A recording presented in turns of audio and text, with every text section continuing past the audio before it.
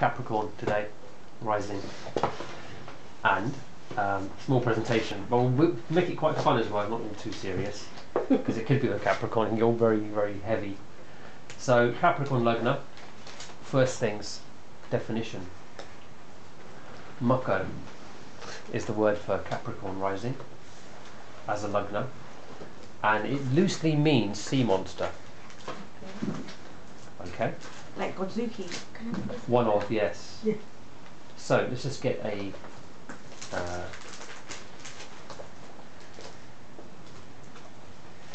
Makara can also mean mugger, as in crocodile, isn't it? that's exactly a word I came across it.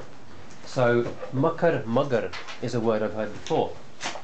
Mugger, Hindi word for crocodile. Mm. There's some stories about mugger. I mean, there's a fairly famous story. Shankara, 700 BC, AD, he's a philosopher saint, renunciate. There's a story about him where he is at the bank of a river and the mugger gets hold of his leg and threatens to pull him into the water. And what he says is, his mum was with him and he says to her, look, if I say to this crocodile that I'll become a sannyasi, then he'll let me go. And she said, well, she didn't obviously believe him, but he said, yeah, if I say this to him, then he'll let me go, otherwise I'm dead. She goes, all right, then you can become a sannyasi, because you have to get your mum's permission to become a sannyasi. Mm. And so he got it that way. And he whispers something to the crocodile in the ear, and the crocodile lets go of his leg. So there's possibly something in that with the word crocodile, but there's one story where he, in a way, kind of knew at a very young age what he was destined to do and what his life was going to be about. The word Makara is sea monster. Okay, so there's a picture here. This picture is Makara is this creature at the bottom, and above it is actually Ganga, who is riding the sea crocodile. And if you sort of think about that animal, which is a half water, half land animal, which is what a crocodile is, a sea monster is. Let's think about what kind of features there are of a crocodile as an animal and some certain characteristics of it. What do we know about crocodiles already, apart from Jack Dundee from Crocodile Dundee? What do we know about crocodiles? Very strong jaws. Strong jaws. Yeah, so you know that when he opens its mouth, it means it. So I think a Capricorn character is like that. So that when the Capricorn person says something, you get a feeling that that person really means that. You know, it means business. Okay, it's okay, serious. right. It's interesting. That's good. Capricorn rising, the first house and the second house are ruled by the same planet. Okay, one of the very few signs that have that. So the speech and the self are linked. So rising sign, Capricorn, Saturn rules 1 and 2, speech and self. So yeah, that's good. That's very insightful. What else is there about crocodiles? Quick. Hard skin. They've got hard skin. Yeah, okay, so they're quite strong animals. Very strong. Yeah. You won't want to, you know, they can't easily penetrate their body. They've got a strong exterior. So that's true. They are hard skinned, literally. Skin, that means hard skin. So they're not that sensitive actually. They're quite tough on the outer end. Yeah. The patient. So if they're waiting for their prey, they'll wait and wait and wait, and they're very patient. Yeah, like that. yeah, that's good. That's good. They got, because of Saturn rule the ascendant, they can wait as long as it takes to get the job done. Good. One thing about a crocodile, which you haven't mentioned yet, is bite.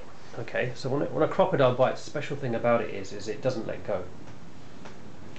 So it's got this thing where once it wants something or has a go at something, it will hold on to it. It's quite stubborn in that sense. So it'll hold something and it won't let go of it. And that sort of signifies a tenacity, if that's the right word, or willpower to just do something. Okay. Now linked to that, say the Western symbol for Capricorn. So it's a bit of a fun one. Okay, Godzilla. Okay. Not very much about Godzilla, but Godzilla is probably the modern day version from Makara, right? Lagna. That's a good one. That nice picture. Okay. Seahorse. Similarly, it's also come up as a similar type of animal. It's a very pretty animal, but I'd just say seahorse, deep, more modern day version of Makara, deep down in the water, but kind of a horse a water-based horse, really. Beautiful creature when you look at it close up.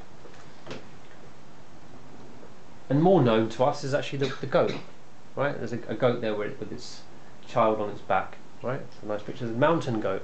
Ah, yes, mountain goat is also represented. Yes, that's the Western Capricorn symbol, right? Now, mountain goats. What have you seen one of these things before? Alive or doing stuff? Have you seen these goats? What they're like? Yeah. Yeah. So tell me what you know about these goats and how they operate. They go to very precarious places. Yeah, they can stand on the edge of cliffs and all. Yeah. So nimble and Ah, flexible. Okay, so they're quite nimble and flexible, and they'll climb things. So what a mountain goat does, literally, it climbs up. Okay, in a steady, careful way. It goes up and up and up. Right, so it climbs and climbs and climbs until it gets to the top of its summit. Okay, so this patience, tenacity, willpower is still there. That's kind of a set representative of it. That's the Western symbol of it. This is a nice version of a mountain goat. They can look a bit more cranky than that.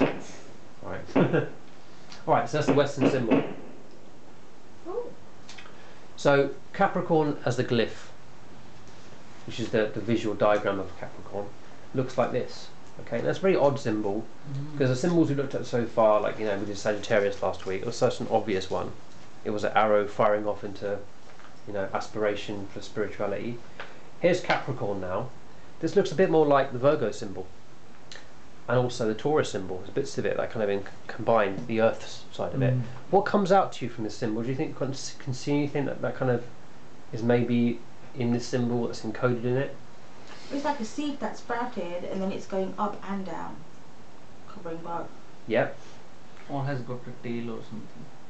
Well, I've seen the V, so that Like Aries. well, the V is signifying that, you know, he can have very deep emotions. I think, you know, and then it's got a circle, which means that possibly he could go around in circles as well. But his thinking is very deep, and it looks like a very artistic sign. So this Capricorn is probably very artistic.